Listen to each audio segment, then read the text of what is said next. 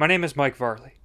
In 2008 and 2012, I chronicled the U.S. presidential elections by writing a series of spoken word pieces, analyzing the most noteworthy moments.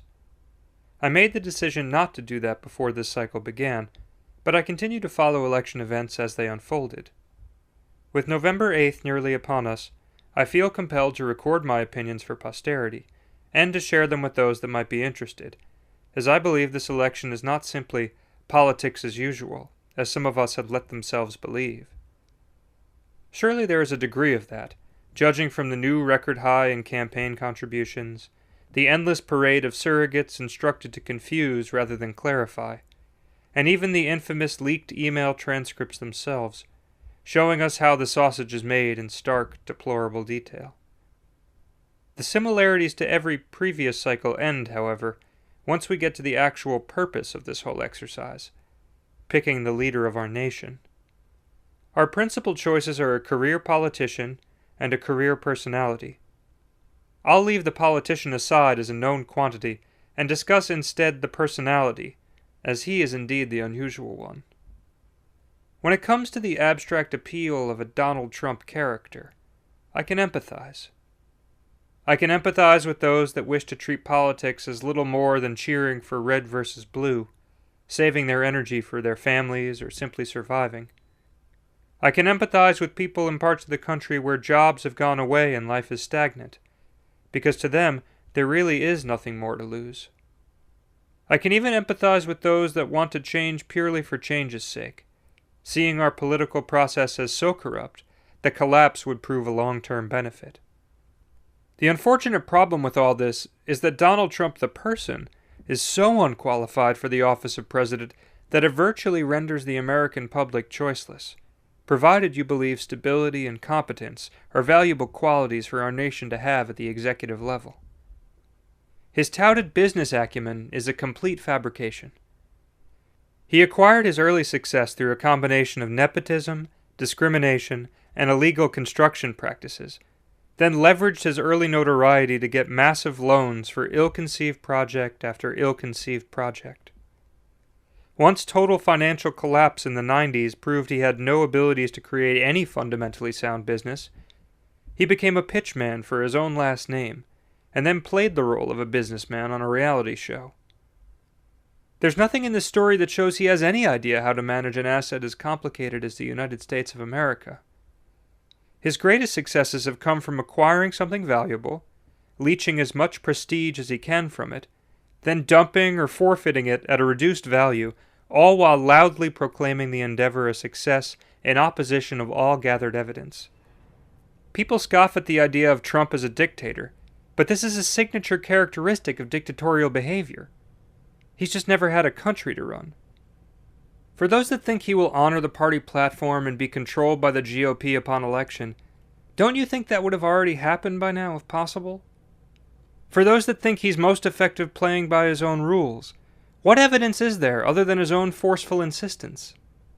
He has no impulse control, no ability to brush off criticism, no understanding of the political environment he finds himself in, no regard for the expertise of others, and no designs for what he'd do if he ever actually got what he wanted. The only thing close to a leadership ability he's demonstrated is an intolerance to things that aren't done his way.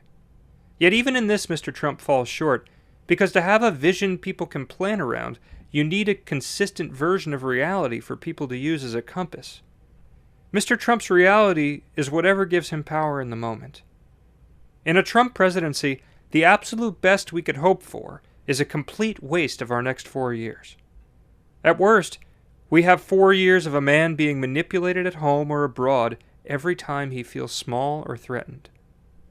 As I said before, I get people wanting a change of direction for this country, for reasons small or significant.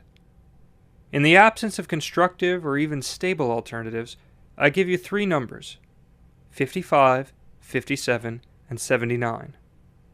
55 is the percentage of people in this country that believe love between consenting adults deserves equal treatment under the law.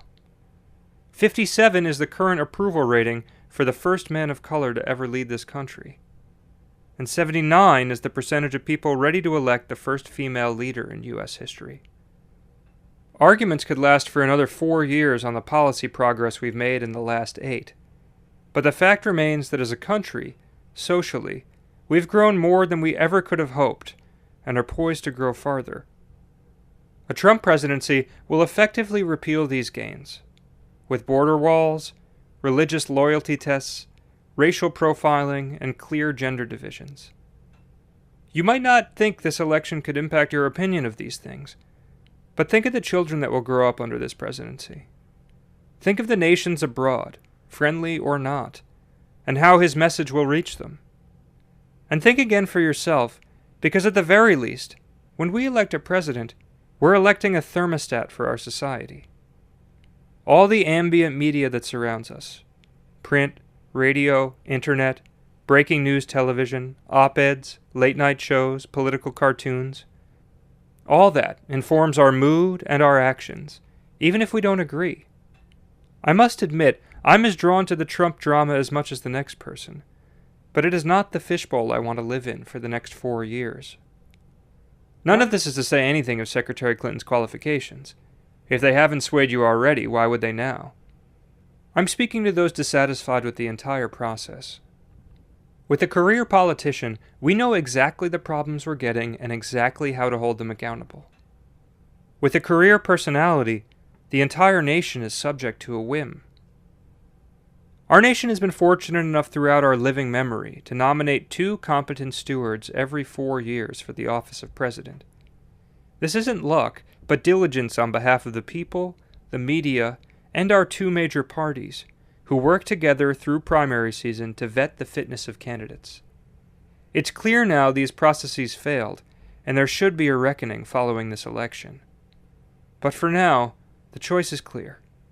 A career politician with expected behaviors, defined policy, and an optimistic opinion of the country, or a career personality with erratic behavior, no policy to account to, and a pessimistic opinion of humanity. For anyone that believes the office of the president matters, the choice is clear.